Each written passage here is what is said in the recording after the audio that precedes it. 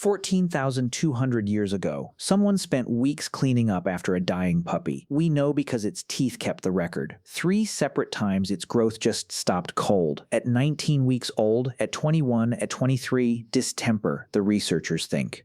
Nothing that small survives 3 rounds of that on its own. Someone carried it, kept it warm, cleaned up the vomit and the diarrhea for weeks. It was roughly 6 or 7 months old. It had never hunted, never guarded, never pulled anything. The people who excavated it wrote that it cannot have held any utilitarian use to humans. They buried it anyway with 2 of their own dead. You have done a smaller version of this. So why is it easier to sit up all night with an animal than with an adult who could actually tell you what's wrong? The comfortable explanation is that we went soft. That crying over a dog is a modern indulgence, something you can afford once nothing is trying to kill you. Hold that up against the grave in Western Germany. It is the oldest dog burial anyone has ever found, before farming, before any other animal was domesticated, while every single person alive was still hunting and gathering for a living.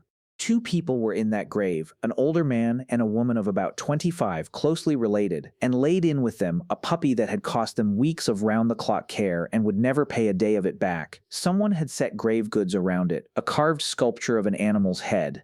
A pin made of bone. This is not the behavior of people who had gone soft. Nothing had gotten easy yet. And it is not one grave. 7,000 years later, 1,000 kilometers north in what is now southern Sweden, a community was burying dogs the same way it buried people. More than a dozen of them. At least 5 were sprinkled with red ochre, the exact treatment human bodies got.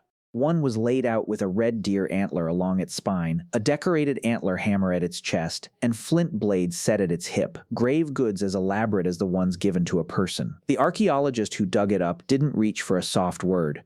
He called it a symbolism that seems to have applied to humans and dogs alike. 2 sites, 7,000 years apart, that never heard of each other. The same idea, twice. Here is the part that should have made it simple and instead makes it stranger.